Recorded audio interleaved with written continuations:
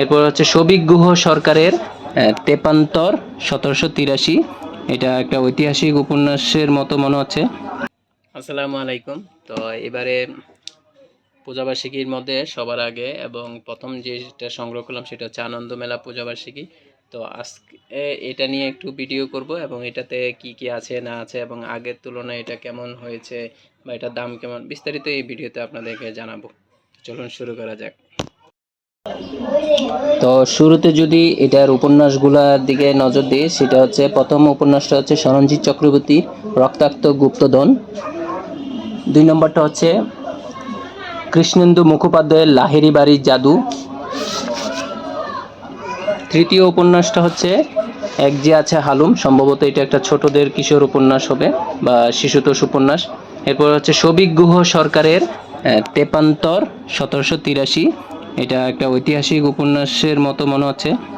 এরপর পরবর্তী উপন্যাসটা হচ্ছে সুজিত বসাকের রঘুদের বাড়ি।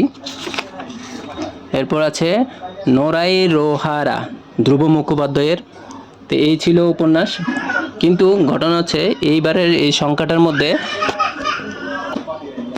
তো এবারের পূজাবার্ষিকীর মধ্যে যে উপন্যাসের যে সূচিপত্র সেটা যদি আপনাদেরকে দেখাই, তো সেটার মধ্যে দেখা গেল যে কোনো প্রকার ক্লু দেওয়া নাই। মানে উপন্যাসটা সম্পর্কে একটু সামারি করে যে লেখা থাকতো, একটা আকর্ষণ বোধ হইতো বা এটা কী ধরনের ঘটনা, অনেকটা ফ্ল্যাপের লেখার মতো সেই ধরনের ব্যাপারটা এবারে নাই।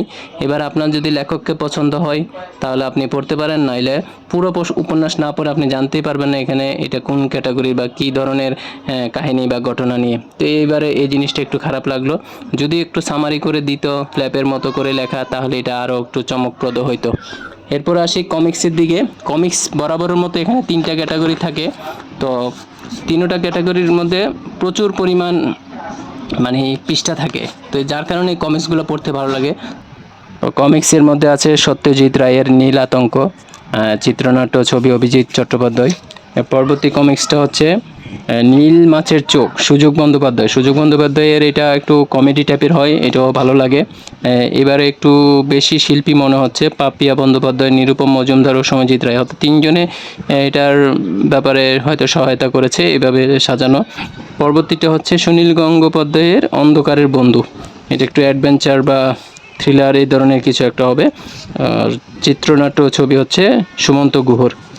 এ ছিল উপন্যাস এবং কমিক্স। এবার যদি গল্পের দিকে আসি, গল্পের মধ্যেও বেশ কিছু জনপ্রিয় লেখকের গল্প আছে, যেমন কৃষ্ণেন্দু মুখোপাধ্যায়ের চক্ষুলজ্জা। এরপর আছে বুলটাই তবে ঠিক, সঞ্জীব চট্টোপাধ্যায়ের। এরপর আছে তমাল বন্দ্যোপাধ্যায়ের রোহিণী নদীর তীরে। পরবর্তী গল্প সুকান্ত গঙ্গোপাধ্যায়ের চৌকাঠের ওপারে। উল্লাস মল্লিকের জ্যাঠামশাই দি অ্যাক্টর। এরপর আছে সঙ্গীতা বন্দ্যোপাধ্যায়ের তুর্কির আকাশ কোণ। সুবর্ণ বসুর লোহা কাঠের সিন্দুক। তিলোত্তমা মজুমদারে কাতো কুতু ভুতু। বড় গল্পের মধ্যে 2টা আছে, এর মধ্যে একটা হচ্ছে প্রচোদ গুপ্তের সাতরাবাড়ির চেয়ার টেবিল। পরবর্তী গল্পটা হচ্ছে ইন্দ্রনীল সেনেলের ভ্যানিশ। এছাড়া আর কিছু টপিক আছে, যেমন বিচিত্র নিয়ে আছে, তারপরে সবার সুরে সুর মেলাতে, এরপর কালজয়ী কথক, প্রশাসনে পশুরা, শব্দ সন্ধানের ইতিহাস, মানচিত্র বিভ্রাট, 2 শিল্পী জীবনের সেতু, শক্ত চোয়ালে 50 পার, ভালো মানুষ ভালুকের শতক জয়, ওয়াট সাহেবের বাক্স। তো এই ধরনের বিচিত্র কিছু লেখা আছে এই নিয়ে। আর এবারে এটার যে আনন্দমেলা পূজাবার্ষিকী, এটার যে দামটা এটার আগের থেকে একটু বাড়িয়ে দিয়ে ফেলেছে, এটা হচ্ছে 300 টাকা রেখেছে। তো আমাদের যেহেতু এটা বাংলাদেশ থেকে সংগ্রহ করতে হয় ডবল দামে, তো এটার দাম পড়ে গেছে 600 টাকা। তবে আগে আমরা সংগ্রহ করতাম 520 টাকা বা 40 টাকার মধ্যে, তো এখন এবার এটা 600 টাকা দিয়ে সংগ্রহ করতে হয়েছে।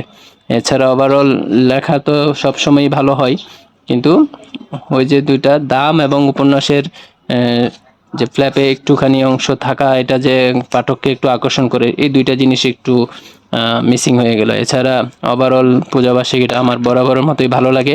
তো আজকে ভিডিওটা এখানে শেষ করলাম। তো দেখা হবে নতুন কোনো ভিডিওতে। আর যদি বই রিলেটেড ভিডিও দেখতে চান তাহলে আমার ইউটিউব চ্যানেল এবং ফেসবুক পেজটা সাবস্ক্রাইব এবং ফলো দিয়ে রাখতে পারেন। আল্লাহ হাফেজ।